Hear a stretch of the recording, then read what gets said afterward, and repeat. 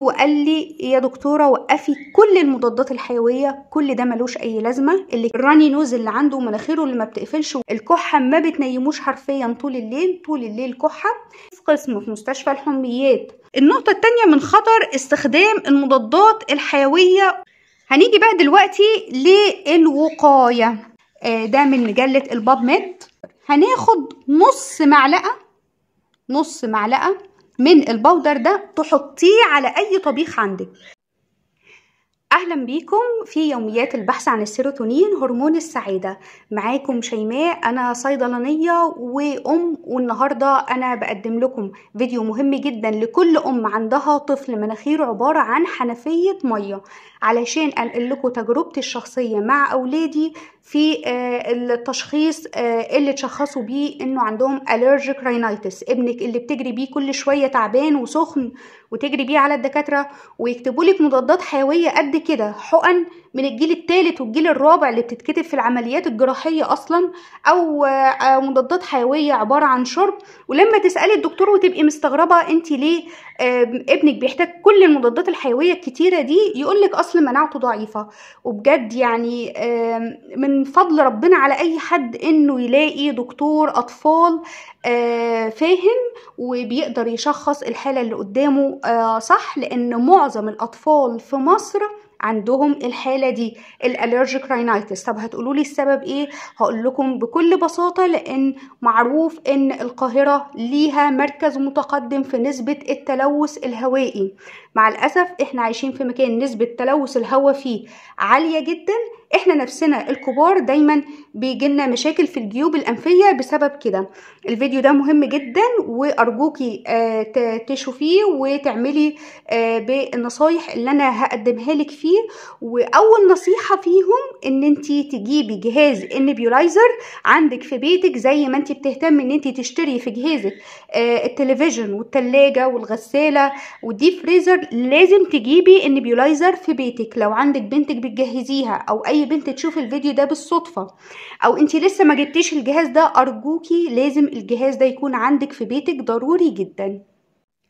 هحكي لكم بقى الاول كده عن تجربتي الشخصية مع ابني في موضوع حساسية الجيوب الانفية الموسمية. ابني حرفيا وهو صغير من ساعة ما اتولد مناخيره عبارة عن حنفية مية بجد. يعني كمية المناديل اللي كنا بنشتريها علشان مناخيره كانت رهيبة. وطبعا يعني كان بيتحسن ايام ويرجع يتعب تاني. مشكلة اللي عندهم مناخيرهم عاملة زي حنفية المية دي او الراني نوز، على طول الافرازات بتنزل على الرئة تقفلها، الرئة كرد فعل عكسي عايزة تطرد الافرازات اللي قفلتها دي، بان هي بتقلب بكحة. الكحة ما بتنيموش حرفيا طول الليل، طول الليل كحة. بيقلب بعد كده ببرونكايتس او التهاب رئوي. كنت طبعا بقى بروح للدكاترة. انا ما بحبش يعني انا في المجال الطبي، لكن بحب اروح لحد مختص. يعني ما بحبش افتي، ما بحبش ادي اولادي ادويه كده وخلاص. فرحت لحد مختص. كنت جربت كذا كذا طبيب، يعني منهم دكتوره بتشتغل في مستشفى كبيره جدا، رحت لها كتبت له مضاد حيوي. غيرت الدكتوره برضو اتكتب له مضاد حيوي، لحد ما رحت الدكتور رئيس قسم في مستشفى الحميات. بحكم ان انا كنت عارفاه من قبل جوازي، لان انا كنت بشتغل ميديكال ريب. الدكتور ده انا كنت عارفه كويس جدا انه دكتور شاطر. كانت العياده بتاعته مليانه لدرجه ان الناس بتبقى قاعده على السلم بره من كتر ما العياده ما فيهاش مكان اصلا المرضى يكفوا يقعدوا جوه. المهم رحت للدكتور ده وقلت ان شاء الله شفاء ابني يكون على ايديه والاقي حل لمشكله الراني نوز اللي عنده مناخيره اللي ما بتقفلش. وكل يوم طبعا وجود الافرازات دي بتبقى بيئه كويسه للعدوى. بيبقى سهل جدا انه يتعدي باقل فيروس ضعيف او باقل ميكروب. رحت للدكتور ده واحنا في العياده الدكتور صمم يديله حقنه سيفترايكزون. اداله الحقنه وقال لي كملي 3 ايام وبعد كده هنكمل المضاد الحيوي بالشرب. مفيش، ابني ما كملش اسبوع ورجع يسخن تاني. طبعا انا حسيت ان الموضوع فيه حاجه، يعني كده في مشكله. مش معقول كل دوت كميه المضادات الحيويه دي وابني ما بيخفش. ولما سالته قال لي اصل ابنك مناعته ضعيفه. دي الكلمة اللي كان كل دكتور يكتب له مضاد حيوي ويقول له هو ليه بيحتاج مضادات حيوية كتيرة كده وحقن والحاجات الكتيرة دي، يقول لي أصل ابنك مناعته ضعيفة. مع إن كل الشواهد ما تقولش إن هو مناعته ضعيفة. يعني هو كان طفل ما كانش بياكل من أي أكل من بره، ما كنتش بجيب له أي أكل من بره، كنت بأكله أكل صحي جدا. كان بيرضع طبيعي لمدة 2 سنين. فكل الشواهد بتقول ان التغذية بتاعته سليمة، وزنه كان سليم. ايه اللي يخلي طفل في السن ده من وهو عنده 2-3 لحد 1.5 لحد ما شخصت الحالة بتاعته عند دكتور كويس يتقال عليه ان مناعته ضعيفة؟ لحد ما ربنا وفقني في دكتور ورحت له وقال لي يا دكتورة وقفي كل المضادات الحيوية، كل ده ملوش اي لازمة. اللي كان بيضعف مناعته المضادات الحيوية الكتير اللي كان بياخدها على الفاضي. ابنك عنده allergic rhinitis، حساسية جيوب أنفية. طيب علاج حساسية جيوب الأنفية دي كان عبارة عن ايه؟ قال لي لازم يبقى عندك نيبيولايزر في بيتك، هتحتاجي نيبيولايزر، هتحتاجي اي مضاد هستامين، اي انتي هستامينيك مضاد للحساسيه، مضاد لحساسيه الجيوب الانفيه. مع الدوايين الاشهر في استخدام النيبيولايزر الاتروفانت والبالميكورت. اي حد ابنه او بنته عنده مناخيره عبارة عن حنفية مية هيحتاج الدوايين دول مع النيبيولايزر ومحلول الملح. دول الأساس والبروتوكول الأساسي في علاج أي طفل عنده حساسية جيوب أنفية. عايزة أقول لكم من بعد ما طبقت البروتوكول ده مع كل دور برد كان بيجيله بسخونية كمان، يعني في أدوار برد كانت بيجيله. معظم أدوار البرد اللي بتيجي للأطفال لازم تكوني عارفة إن معظم أدوار البرد اللي بتيجي للأطفال بتبقى فيرال انفكشن، يعني فيروس مش ميكروب. فمش محتاج مضاد حيوي. العلاج بيبقى علاج منزلي، بإن انتي بتستني 3 أيام، يعني قدامك 3 أيام السخونية تكون فيهم. هتلاحظي في ال3 أيام دول أول يوم مثلا بيسخن كل 4 ساعات.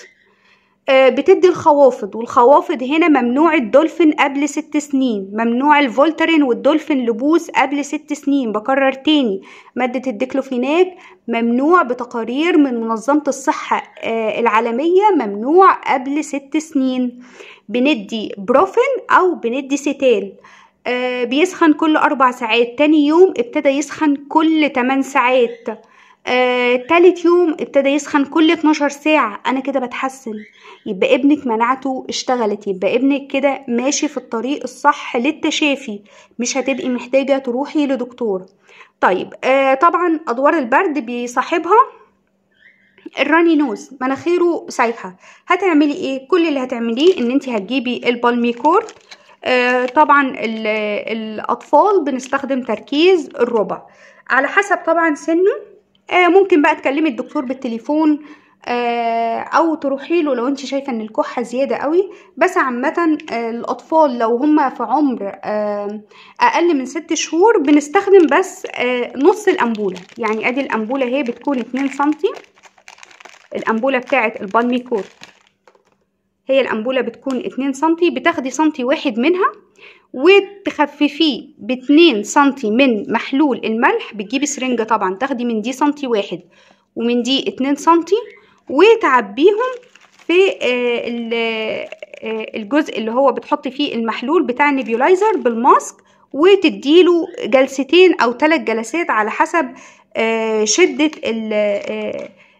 الراني نوز اللي عنده، أو على حسب الإفرازات الكتيرة اللي عنده اللي طالعة من مناخيره. انا طبعا مش طالعه بوصف الادويه دي، بس انا جايه علشان اقول لكم ان ادوار البرد معظمها فيروسيه. بالنسبه للاطفال ادوار البرد معظمها فيروسيه، مش محتاجه ابدا المضادات الحيويه. المضاد الحيوي اللي الدكتور بيكتبهولك حقن بقى او شرب عباره عن ايه اهو. انا كده علشان اوضح لكم الموضوع بشكل بسيط. ادي الطفل عنده جهاز مناعة. لما انا بدي مضاد حيوي من بره، ده مضاد حيوي، الجسم نفسه، جسم الانسان نفسه ربنا خلقه انه يكون عنده جيش يحميه، يعني الجسم نفسه عنده جيش يحميه اللي هو جهاز المناعة. جهاز المناعة لما بيدخله فيروس او ميكروب بيبتدي جهاز المناعة يتعرف عليه ويطلع ضد الميكروب وضد الفيروس أجسام مضادة تقضي عليه بنفسها. طيب دلوقتي أنا اديت مضاد حيوي خارجي، يعني اديت جيش خارجي، استعنت بجيش خارجي. تفتكروا الجيش بتاع الجسم هيحصل فيه ايه؟ هينام. الجيش بتاع جسم الطفل هيفضل نايم، عمره ما هيبذل اي مجهود. جهاز المناعة مش هيبذل اي مجهود عشان يتعرف على الفيروس او الميكروب اللي دخله علشان يبتدي يطلع اجسام مضادة ناحيته، لان انا اديت له جيش خارجي او اديت مضاد حيوي خارجي. ومن هنا بتبدأ مناعة الطفل تقل، تبدأ مناعته تقل، تبتدي تلاقي ابنك من اقل فيروس او اقل فيروس ضعيف او اقل ميكروب ابنك بيعيا بسرعة. والموضوع ده بيكمل معاه لحد لما يبقى انسان كبير. لحد لما يبقى انسان كبير هتبقى مناعته ضعيفة. فمهم جدا ان احنا ما نستهونش باستخدامنا الكتير للمضادات الحيوية. دي اول نقطة. النقطة التانية من خطر استخدام المضادات الحيوية وما نكملش الكورس بتاعها، زي مجموعة البرد مثلا اللي كانت بتتباع في الصيدليات. لما بتدي مضاد حيوي وما تكملش الكورس بتاعه، اللي بيحصل ان انت بيطلع لك حاجة اسمها resistant strains. يعني ايه بقى الريزيستنت سترينز دي؟ يعني بيطلع جيل جديد من الميكروب مقاوم للنوع ده من المضاد الحيوي، لان برضو الميكروب عنده ذكاء، بيبتدي يتعرف على السلاح اللي انت حاربته بيه اللي هو المضاد الحيوي الخارجي، ويبتدي ينتج نوع جديد من نفسه مقاوم لنوع المضاد الحيوي اللي انت اديتهوله. فبالتالي انت وقفت فجأة، فخلاص بقى عندك نوع من الميكروبات مقاومة للنوع ده من المضادات الحيوية. فدي برضو كارثة. علشان كده مع الوقت المضادات الحيوية اللي كان بيتم اللي اكتشفوها من زمان واللي كان أولها البنسلين والأموكسيسيلين والحاجات دي، دلوقتي بالنسبة لنا ضعيفة، ما بتعملش أي حاجة، ملهاش تأثير، لأن الميكروبس اتطورت مع تطور الزمن وابتدت تطلع الريزيستنت سترينز اللي بتقاوم المضادات الحيوية بتاعت زمان اللي الإنسان اكتشفها أول مرة. علشان كده يا جماعة أرجوكم ما تستهونوش بان انتوا تدوا مضادات حيوية على الفاضي وعلى المليان. ما بنديش المضاد الحيوي إلا للضرورة، نروح لدكتور مختص ونروح لدكتور فاهم. حالات الانفكشن اللي بتبقى عند الأطفال معظمها فيرال، وحتى لو كانت مايكروبيال انفكشن لو زي ما قلت لك السخونية ابتدى من اليوم الثالث الانترفال او السخونية وما بين المرة والتانية بتقل، يبقى احنا كده ماشيين في طريق العلاج الصح. الجسم بيتعافى لوحده وانا مش محتاجة ادي مضاد حيوي من بره. لو السخونية عدت ال3 ايام، في الوقت ده تبتدي تاخدي ابنك وتطلعي بيه على دكتور الاطفال علشان يسمع صدره ويسمع الكحة بتاعته. مهم قوي تلاحظي نفسه ان ما يكونش فيه تصفيرة او تزييقة في صدره وهو بيتنفس، علشان ما يكونش فيه لا قدر الله نيومونيا او التهاب رئوي وانتي ما كنتيش واخده بالك. هنيجي بقى دلوقتي للوقاية. اعمل ايه علشان اقلل عدد مرات تعب ابني، واعمل ايه علشان اقلل الراني نوز، مناخيره اللي عاملة زي الحنفية دي اللي بتبقى بيئة خصبة جدا للفيروسات وللميكروبات، علشان اقلل عدد مرات تعبه. عايزة اقولك ان لو هو فعلا مناخيره على طول ما بتقفش، جلسات البخار اللي بمحلول الملح بس، محلول الملح بس هتحسن التنفس عنده، هتقلل الافرازات المخاطية اللي في مناخيره. طيب ما تحسنش على محلول الملح بس، فانتي هتبقي مضطرة ان انتي دايما يكون عندك البالميكور. في الفترات اللي هو مش عيان فيها، فعلى الأقل ياخد جلسة واحدة بالليل لمدة 10 أيام، وتوقفي 10 أيام تانيين، وتاخدي 10 أيام وتوقفي 10 أيام تانيين، وهكذا.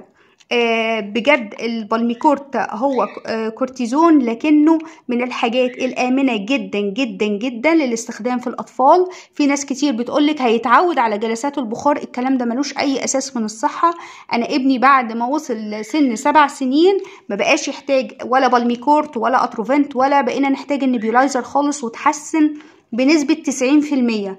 عدد مرات عياه بالمقارنة بالسنين اللي فاتت كلها قلت بنسبة 90% حرفيا. فما فيش حاجة اسمها تعود ولا الكلام ده، وده من تجربة شخصية مع أولادي. طيب بالنسبة بقى للأكل والشرب، طبعا هنلتزم ان احنا ما ناكلش، ما فيش أكل من بره، ما فيش ولا شيبسي ولا تشوكلت، مفيش الحاجات دي خالص. ما نجيبش الشيبسي والتشوكلت بكميات كبيرة، كفاية مرة واحدة بس أسبوعيا، يعني كفاية ياكل من الحاجات دي مرة واحدة أسبوعيا.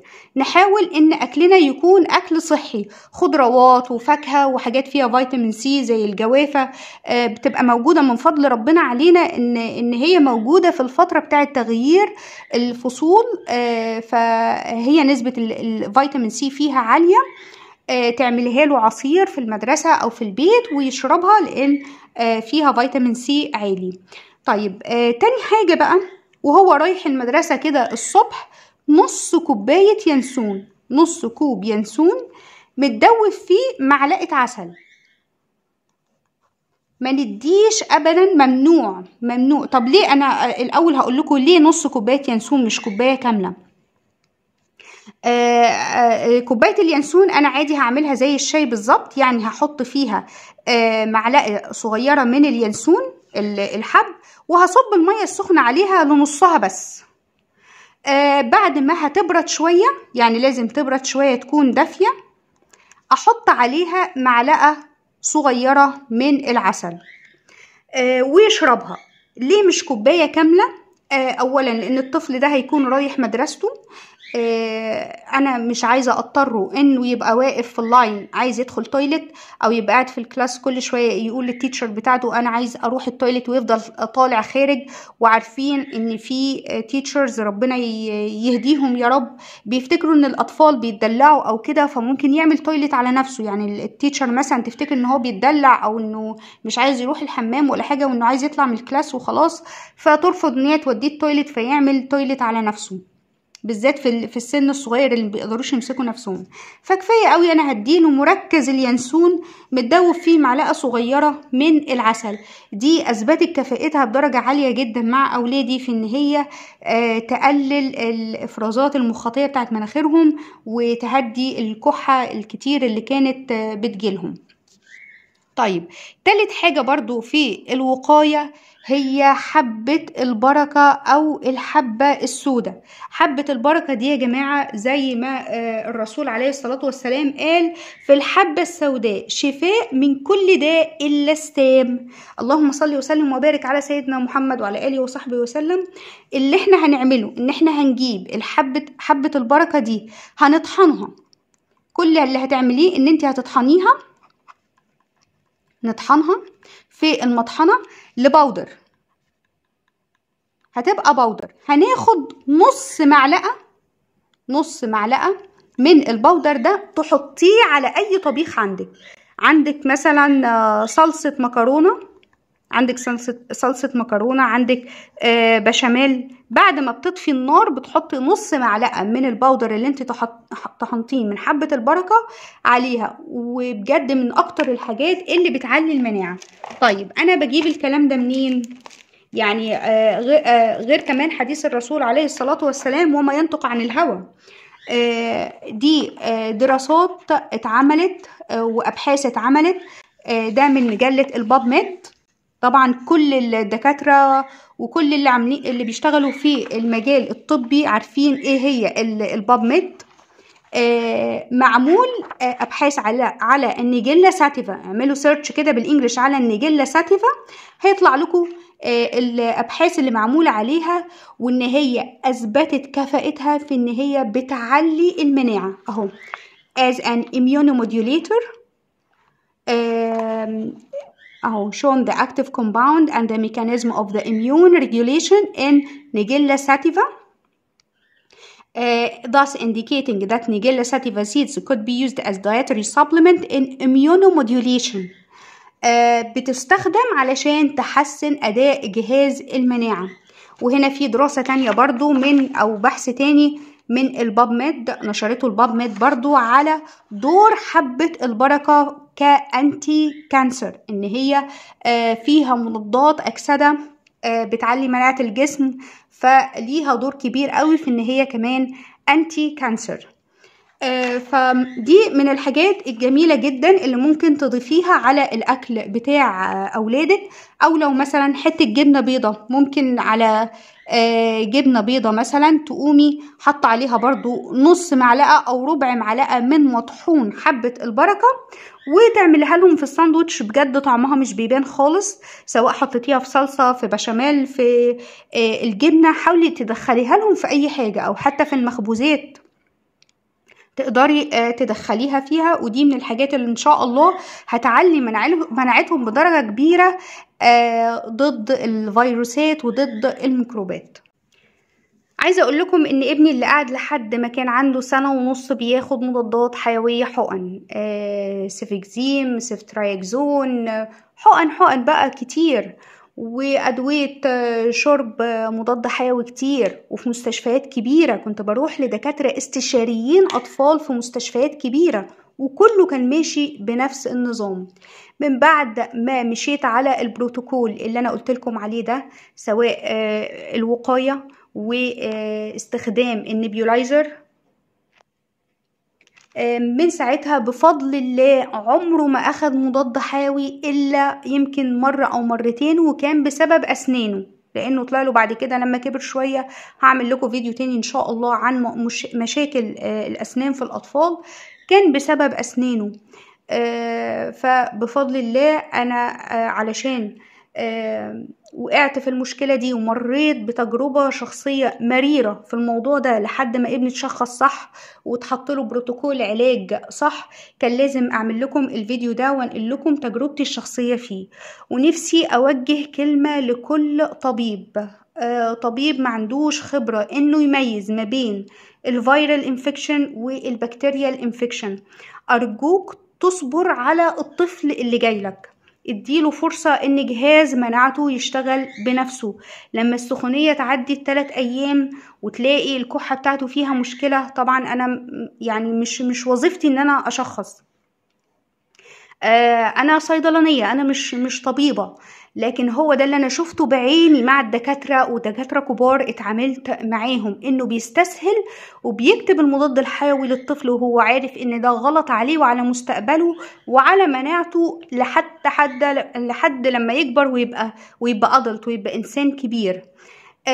احب اقول كلمة لكل طبيب ما عندوش ضمير. طبعا مش كل الدكاترة، لكن في دكاترة فعلا ما عندهمش ضمير، بيتفقوا مع شركات الأدوية علشان يعملوا ليكويديشن للبضاعة بتاعة المضادات الحيوية ويوفروها لهم في الصيدلية اللي تحت العيادة، والأطفال عمالة تتحقن مضادات حيوية، ولا حد بيسأل ايه اللي بيحصل لهم ده، ولا حد بيسأل هم ليه بياخدوا الحاجات دي.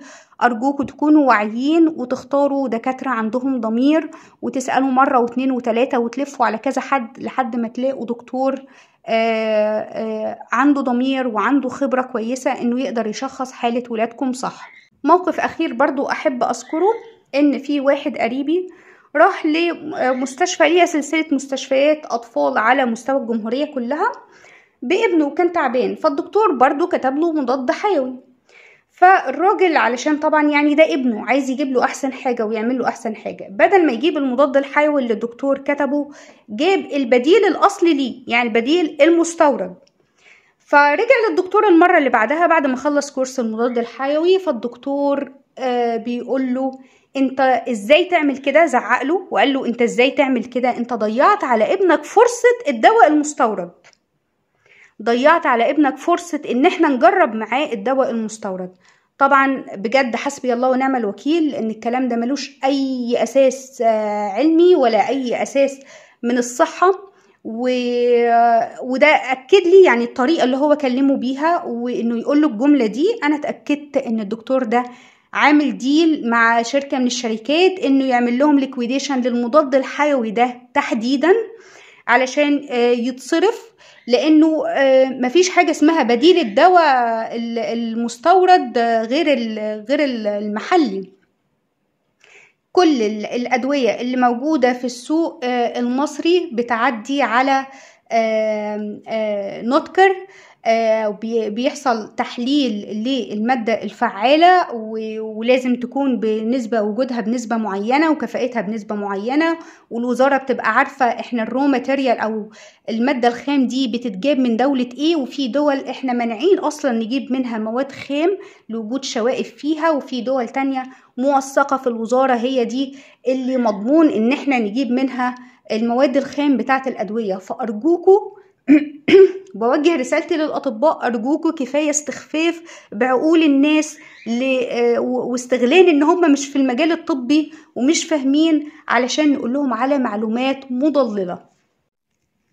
في نهاية الفيديو بتمنى يا رب يكون الفيديو أفادكم فعلا، وأرجوكم ما تستهونوش في صحة أولادكم. زي ما انتم شايفين الأجيال اللي طالعة كلها مناعتها ضعيفة لأسباب غير الأكل والشرب، في أسباب طبية احنا اللي بنكون غلطانين فيها، والناس المعدومة الضمير والناس قليلة الخبرة اللي بتستهون بصحة أولادنا.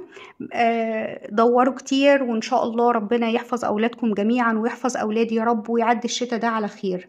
وإن شاء الله أشوفكم في فيديو جديد. مع السلامة.